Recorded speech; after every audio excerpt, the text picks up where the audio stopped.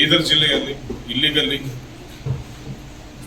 ಪಿಸ್ಟಲ್ಗಳನ್ನು ಸ್ಮಗ್ಲ್ ಮಾಡಿ ಮಹಾರಾಷ್ಟ್ರ ನಾಂದೇಡ್ ಜಿಲ್ಲೆಯಿಂದ ಇಲ್ಲಿಗೆ ಸ್ಮಗಲ್ ಮಾಡಿ ಅಕ್ರಮವಾಗಿ ಇಲ್ಲಿ ಮಾರ್ತಾ ಇದ್ದಾರೆ ಅನ್ನೋ ಮಾಹಿತಿ ಮೇರೆಗೆ ನಾವು ಬೀದರ್ ಜಿಲ್ಲೆ ಪೊಲೀಸರು ಟ್ರ್ಯಾಪ್ ಮಾಡಿ ನಿನ್ನೆ ಇಬ್ಬರು ಆರೋಪಿಗಳನ್ನು ಹಿಡಿಯಲಾಗಿದೆ. ಇಬ್ಬರು ಆರೋಪಿಗಳು ಕೂಡ ನಮ್ಮ ಬೀದರ್ ಜಿಲ್ಲೆಗೆ ಸೇರಿದ್ದವೆ. ಆದರೆ ಈ ಕಂಟ್ರಿ ಪಿಸ್ಟಲ್ಗಳನ್ನು ವಿತ್ 26 ಲೈವ್ ಎಮ್ಯುನಿಷನ್ ನಾಂದೇಡಿಂದ ಒಬ್ಬ ಕುಖ್ಯಾತ ಇಲ್ಲಿಗಲ್ ಆರ್ಮ್ಸ್ ಡೀಲರ್ ಕಡೆಯಿಂದ ತಂದು ಇಲ್ಲಿ ಲೋಕಲಲ್ಲಿ ಕೆಲವರಿಗೆ ಮಾರಬೇಕಂತ ಪ್ರಯತ್ನ ಮಾಡ್ತಿದ್ದಾರೆ ಅನ್ನುವ ಖಚಿತ ಮಾಹಿತಿ ನಮಗಿದೆ. ಅದರ ಪ್ರಕಾರ ನಿನ್ನೆ ಟ್ರ್ಯಾಪ್ ಮಾಡಿ ಅವರನ್ನು ಹಿಡಿದು ಅವರ ಕಡೆ 5 ಪಿಸ್ಟಲ್ಗಳನ್ನು ನಾವು ನಿನ್ನೆ ವಶಕ್ಕೆ ಪಡೆದಿದ್ದೇವೆ. ಜೊತೆ 26 ಲೈವ್ ರೌಂಡ್ಸನ್ನು ಕೂಡ ನಾವು ನಿನ್ನೆ ಜಪ್ತಿ ಮಾಡಿದ್ದೇವೆ ಅವರ ಕಡೆಯಿಂದ. ಅದಲ್ಲದೆ ಅವರ ಕಡೆ ಸುಮಾರು ಒಂದು 5 ತಲ್ವಾರ್ಗಳನ್ನು ಕೂಡ ನಾವು ಸೀಸ್ ಮಾಡಿದ್ದೇವೆ. ಕೆಲವು ದಿನಗಳ ಹಿಂದೆ ಬೀದರಲ್ಲಿ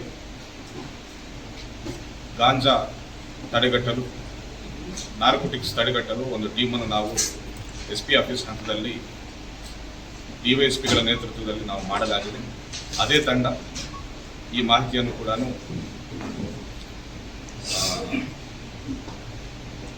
ಪಡೆದು ಈ ಆಪರೇಷನ್ ಕೂಡ ಮಾಡಿದಂತೆ ನಾನು ಹೇಳಕ್ಕೆ ಇಷ್ಟಪಡ್ತಾ ಇದ್ದೇನೆ.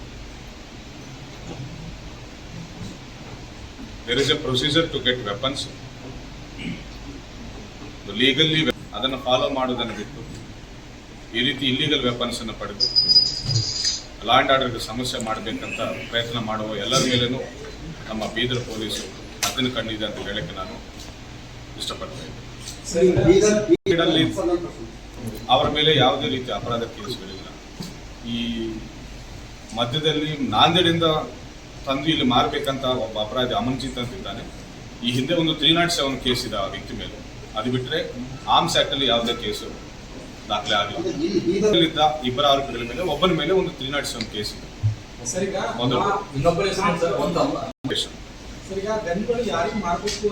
ಕೊಡಬೇಕಂತ ಪ್ರಯತ್ನ ಮಾಡ್ತಿರುವಾಗ ನಮಗೆ ಮಾಹಿತಿ ಗೊತ್ತಿಲ್ಲ. ಒಂದು ಮಾತ್ರ ಡೆಲಿವರಿ ಮಾಡಕ್ಕೆ ಬಂದಿದ್ದಾರೆ, ಮಿಕ್ಕಿದ್ದು ಅವ್ರ ಕಡೆ ಇದೆ.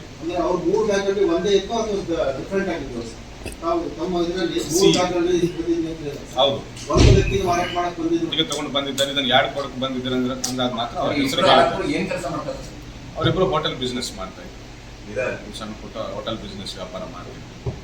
ಆ ಯಾರಿಗೂ ಕೊಡಬೇಕಂತ ಬಂದಿದ್ದಾರೋ ಅವರನ್ನು ಕೂಡ ವಿಚಾರಣೆ ಒಳಪಡಿಸ್ತಾ ಇದ್ದೇವೆ.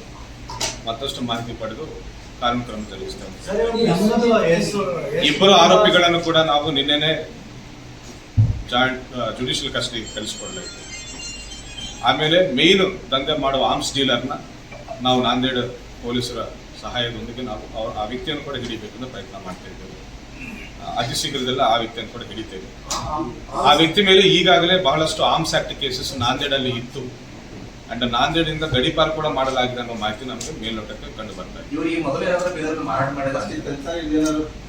ಈ ನಿನ್ನೆ ನಾವು ಜಸ್ಟ್ ಟ್ರ್ಯಾಪ್ ಮಾಡಿ ಹಿಡಿದಿದ್ದೇವೆ. ಇನ್ವೆಸ್ಟಿಗೇಷನ್ ಡೀಪ್ ಆಗಿ ಮಾಡ್ತೇವೆ. ಎಷ್ಟು ಮಾಹಿತಿ ಬರ್ತದೆ ಅಷ್ಟು ಮಾಹಿತಿ ಮಾಧ್ಯಮದ ಜೊತೆ ನಾವು ಹಂಚ್ಕೊಳ್ತೇವೆ. ಅದು ತಿಳಿಬೇಕಾದ್ರೆ ಆಬ್ವಿಯಸ್ಲಿ ವೆಪನ್ ತಗೊಂಡು ಏನಾದರೂ ಒಂದು ದೌರ್ಜನ್ಯ ಮಾಡೋಕ್ಕೆ ಪ್ಲಾನ್ ಮಾಡ್ತಾ ಇರ್ಬೋದು. I am very happy that ಅವ್ರ ಬೀದರ್ ಪೊಲೀಸ್ ಮಧ್ಯದಲ್ಲಿ ಇಂಟರ್ಸೆಪ್ಟ್ ಮಾಡಿ ಯಾವುದೇ ಅನಾಹುತ ಆಗೋಕ್ಕಿಂತ ಮುಂಚೆನೇ ಈ ರೀತಿ ರೇಟ್ ಮಾಡಿದ್ದಾರೆ. ಆಕ್ಟಿವ್ ಇದೆ ಆ ಚಾಲ. ಇಲ್ಲಿವರೆಗೆ ಯಾರ್ಯಾರಿಗೆ ಮಾರಿದ್ದಾರೆ ಅನ್ನೋದನ್ನು ಇನ್ನೂ ತೆಗಿಬೇಕಿದೆ. ಅಷ್ಟು ಜನರ ಕಡೆಯಿಂದ ನಾವು ವೆಪನ್ ಸೀಸ್ ಮಾಡ್ತೇವೆ. ಒಂದು ವೇಳೆ ಈಗಾಗಲೇ ಮಾರಾಟ ಆಗಿದೆ ಅನ್ನೋದು ಖಚಿತವಾದರೆ ಮಾತ್ರ ಅವರ ಕಡೆಯಿಂದ ಕೂಡ ನಾವು ವೆಪನ್ ಸೀಸ್ ಮಾಡ್ತೀವಿ. 1 ಲಕ್ಷ ಅಂತ ಹೇಳ್ತಾರೆ. It is a black market. ಇದು country pistol, it is not some ಇದು ಲೀಗಲ್ ವೆಪನ್ ಅಲ್ಲ, ಅದು country made pistol. So they are selling it for 1 lakh. ಒಂದೊಂದು 1 ಲಕ್ಷಕ್ಕೆ ಮಾರಬೇಕಂತ.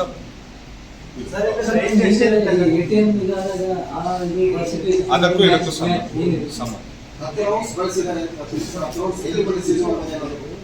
ಅದು ತಿಳ್ಕೋಬೇಕಾಗಿದೆ. ಇನ್ವೆಸ್ಟಿಗೇಷನ್ ಮಾಡ್ತಿದ್ದು ನಾವು ಪೊಲೀಸ್ ಕಸ್ಟಡಿಗೆ ಪಡೆದು ಎಲ್ಲ ಇನ್ವೆಸ್ಟಿಗೇಷನ್ ಮಾಡಿ ನಮ್ಮ ಮುಂದೆ ಮಾಹಿತಿ ಇಡ್ತೇವೆ.